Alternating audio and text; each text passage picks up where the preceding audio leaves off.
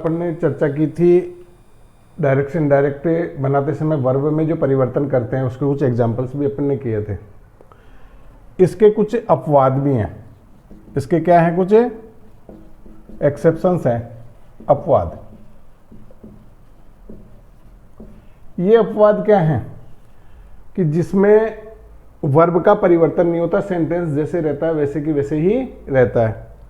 जैसे कुछ यूनिवर्सल तथ्य हैं। सार्वभौम्य सत्य क्या है? सार्वभौम्य सत्य, जिसे हम बोलते हैं यूनिवर्सल ट्रुथ।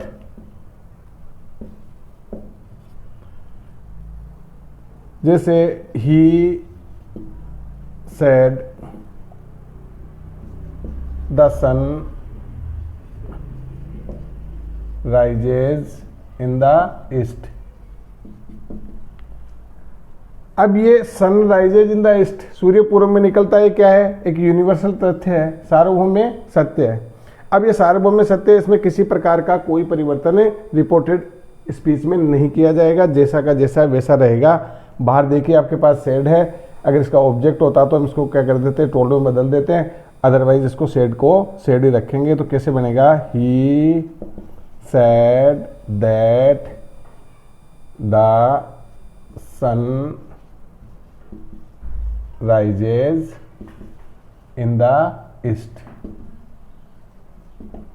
ये इसके कुछ अपवाद हैं कि जब यूनिवर्सल तथ्य आता है, कुछ आदतन कार्य आते हैं जिसे हम कस्टमरी एक्शंस बोलते हैं। कुछ आदतन कार्य, कैसे कार्य? आदतन कार्य, आदतन कस्टमरी, कस्टमरी एक्शन, ये भी हमेशा इसमें भी अनचेंज रहता है। जैसे she said birds fly in the sky.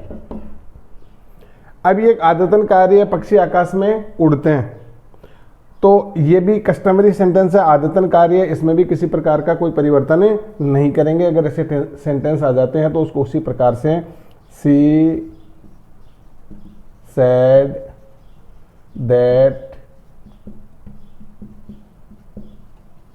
Birds fly in the sky, इस प्रकार से बनाएंगे हम। तीसरा इसमें है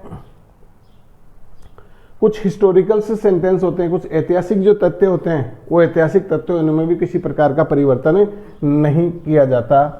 द टीचर सेड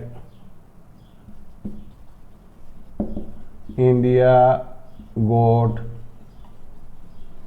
फ्रीडम इन 1947। ये एक ऐतिहासिक कथन है, एक ऐतिहासिक सेंटेंस है। तो ऐसे जो सेंटेंस होते हैं उनमें भी हम किसी प्रकार का कोई परिवर्तन नहीं करते, तो इसको भी कैसे बनाएंगे? The teacher said that India got freedom इन 1947। तो तीन चीजें हो गई, कौन सी हो गई? सार्वभौम्य सत्य, आदतन कार्य, ऐतिहासिक वर्णन, और किसी भी प्रकार का कथन, कहावत, मुहावरे, जो आइडम्स होते हैं उनके साथ में भी हमें किसी प्रकार का कोई परिवर्तन नहीं करते। और इस प्रकार के सेंटेंस हमें कॉम्पिटिटिव एग्जाम्स में, बोर्ड एग्जाम्स में भी मिल जाते हैं। जैसे the teacher said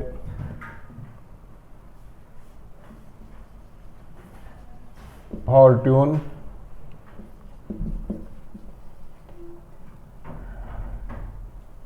favours the brave, कि भाग्य बहादुरों का साथ देता है। ये क्या है? कि कथन है, एक कहावत है। तो कैसे बनाएंगे इसको? The teacher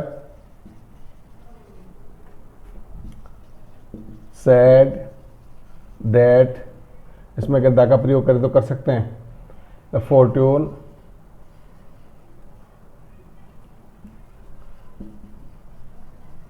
favours the brave.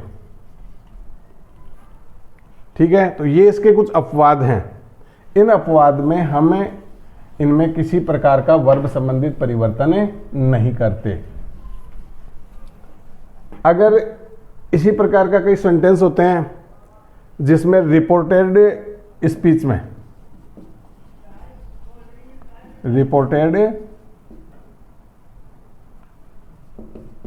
Speech के अंदर अगर आपका वर्ब और टाइम क्लोज दोनों किस में हो, पास्ट इंडेफिनिट टेंस में, किस में हो, पास्ट इंडेफिनिट टेंस में हो, तो इन दोनों में किसी प्रकार का परिवर्तन नहीं होगा। जैसे रानी सेड आई वेंट देयर, या आई stopped there till my father came। अब देखिए इसमें वर्ब क्लूज कैसा है, वर्ब की सेकेंड फॉर्म में पास्ट इंडेफिनिट को शो कर रहा है, और दूसरा देखिए इसमें टाइम क्लूज कैसा है, ये भी सेकेंड फॉर्म में पास्ट इंडेफिनिट टेंस है। तो इसमें वर्ब क्लूज और टाइम क्लूज दोनों किस में आ रहे हैं, पास्ट इंडेफिनिट टेंस में। अगर इस प्रकार के सेंटेंस आते हैं तो हम उसमें किसी प्रकार का कोई परिवर्तन नहीं करते। तो इसको इस प्रकार से करेंगे हम।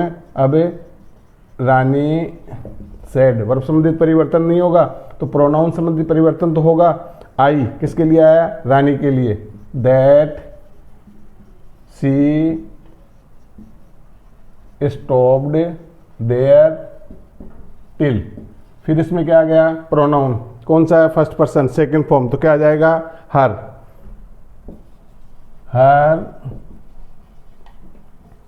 Father came.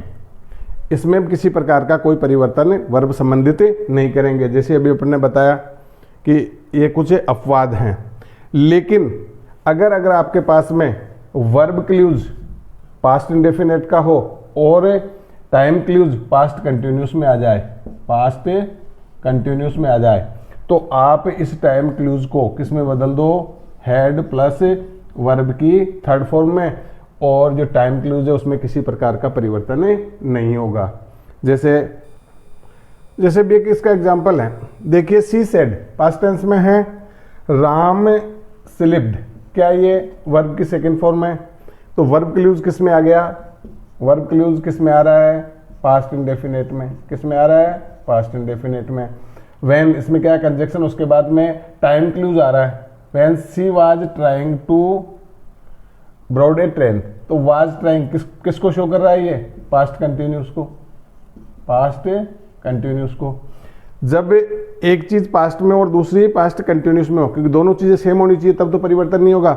अब इसके अंदर अगर पास्ट इंडेफिनिट टेंस वाला है तो इसको हम किस में बदल देंगे, हैड प्लस वर्ब की थर्ड फॉर्म में, और बाकी वाले में कोई परिवर्तन नहीं करेंगे। तो अब ये किस प्रकार से होगा, she said that Ram had slipped, क्या कर दिया अपन ने, हैड स्लिप्ड सेकंड फॉर्म की जगह, व्हेन ही वाज